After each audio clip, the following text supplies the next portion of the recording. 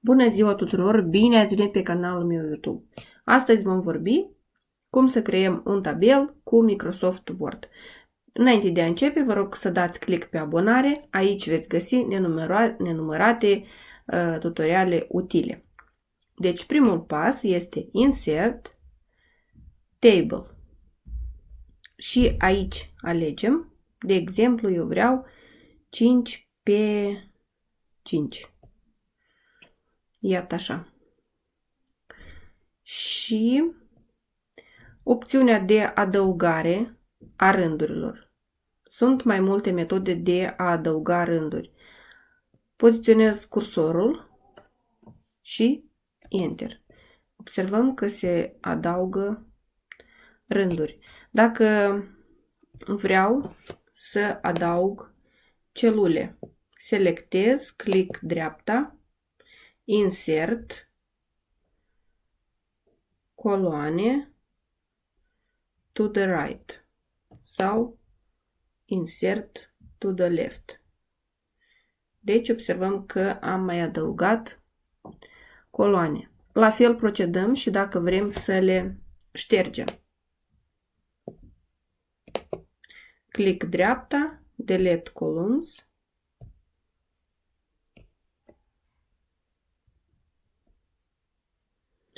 Și dacă vrem să ștergem un rând, îl selectăm și apăsăm Delete sau Backspace, Delete Entire Row și ele se șterg. Să presupunem că avem de făcut o listă. Aici va fi la noi numărul de ordine și vrem să... Deci, mai departe, aici vom avea numele, prenumele, mai departe grupa, data nașterii,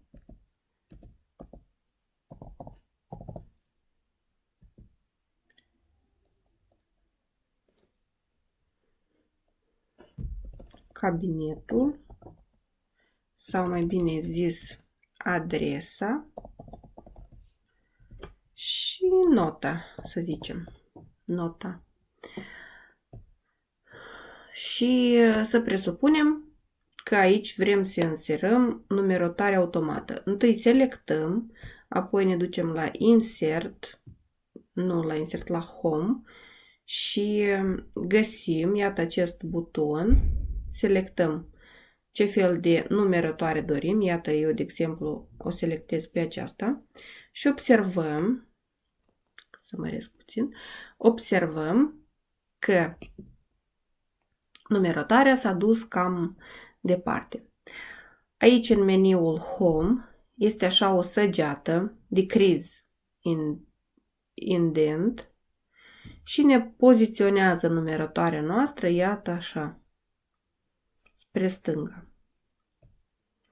Mai departe, dacă am selecționat numerotarea automată, imediat după ce adăugăm un rând, deci numerotarea merge mai departe. Iată, priviți. Dacă vrem să adăugăm chiar aici sus, la fel, numerotarea nu este afectată. Observați. Mai departe, completăm. Eu voi completa repede. Deci, Busut. Eu completez repede câteva familii, apoi le vom sorta. Iată, am completat. Mai departe, vrem să sortăm în ordine alfabetică. Selectăm această celulă, ne ducem la meniul Home și găsim de la A la Z și selectăm, alegem coloana a doua, cum vrem, descending, ascending. Deci aici va fi text. Ok. Deci dacă am ales descending, am observat că s-a început de la sfârșit. Iar noi vrem să fie sortarea noastră în formă alfabetică. Așa că alegem ascending. Și, respectiv, am obținut ce ne-am dorit. Mai departe, eu voi completa grupele.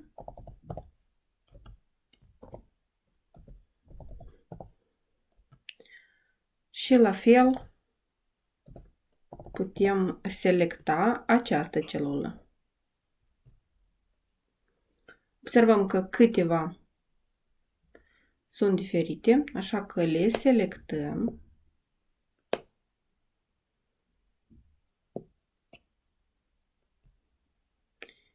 Și le sortăm. Coloana a treia, vedem că este a treia, 1, 2, 3. Deci, la fel, le selectăm în ordine alfabetică. Întâi C, apoi E.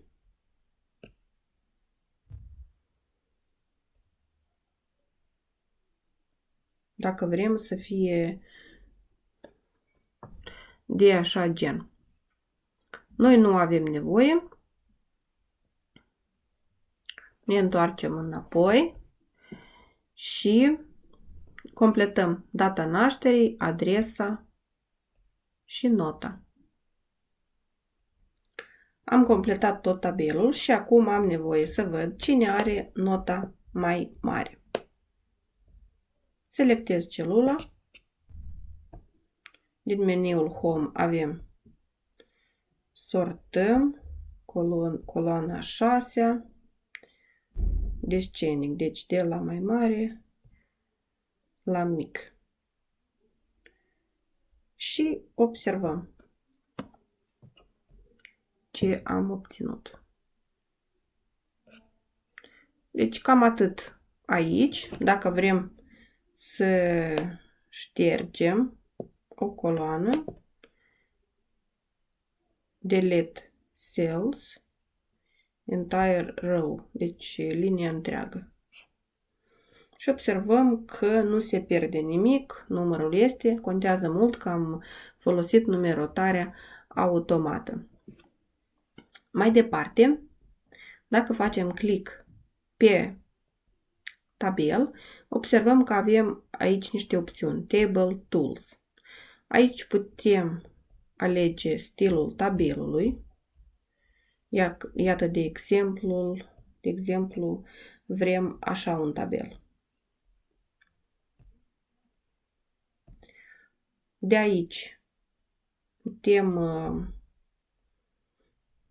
din meniul Layout, putem alege textul cum să fie. Dacă vrem să fie pe mijloc, iată, mai jos, deci din meniul Layout. Dacă vrem să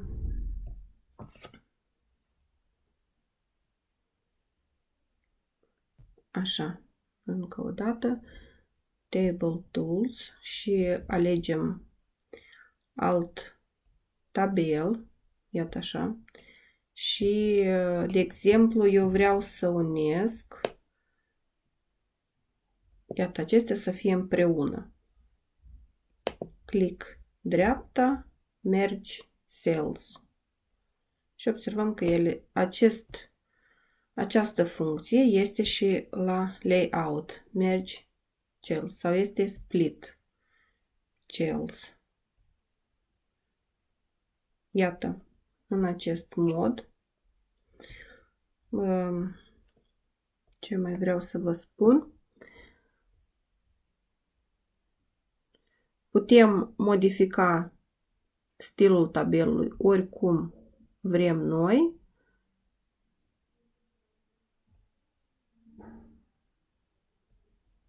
Aici vedem diferite formate.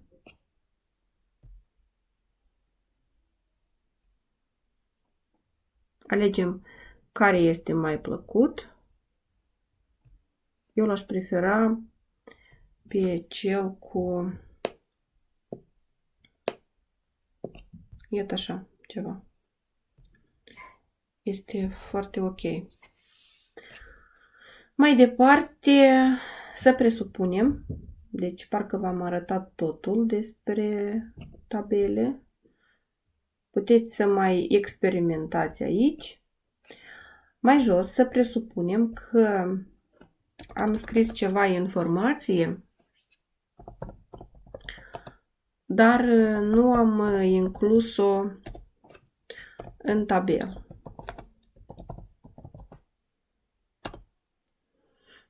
Așa, nu am inclus-o încă în tabel.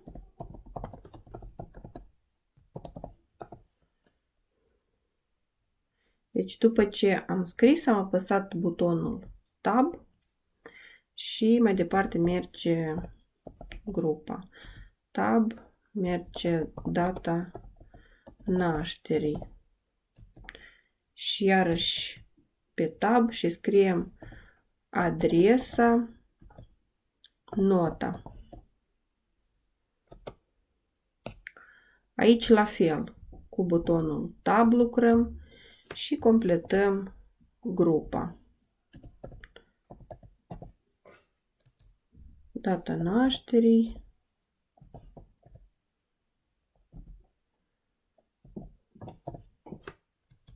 Și adresa Bălți. Ce putem face ca aceste informații să fie incluse în tabel? Selectăm ceea ce am scris, ne ducem la meniul Insert, la Table și avem aici Convert Text to Table și alegem funcția dată. Observăm aici Paragraphs și Tabs. Noi, dacă alegem Paragraphs, uitați-vă ce se întâmplă. Deci am inclus informația noastră în tabel, dar nu are coloane, deci doar rânduri. Ce trebuie să facem? Mergem înapoi la Insert, Table, Convert Text to Table și alegem Tabs. Și uitați-vă rezultatul. De aici, la fel, putem din meniul Layout, alegem cum vrem să fie poziționat scrisul nostru și de asemenea putem adăuga, dacă nu am inclus numărul de ordine, putem adăuga, insert, așa, putem adăuga numărul de ordine. Scriem aici numărul de ordine și jos întâi selectăm, să măresc puțin, deci selectăm, mergem la Home, alegem numerotarea și nu uităm de această săgeată spre stânga pentru a reveni numerotarea unde avem noi. Adăugăm cu cursorul sau cu Tab, cu ce doriți. Deci adăugăm. Iată că dacă ținem apăsat Tab, adăugăm câte rânduri dorim. Atât a fost pentru astăzi. Mai departe, eu voi posta însărcinările practice în grupa voastră pe Classroom. Vă mulțumesc pentru atenție și nu uitați să vă abonați dacă v-a plăcut. La revedere!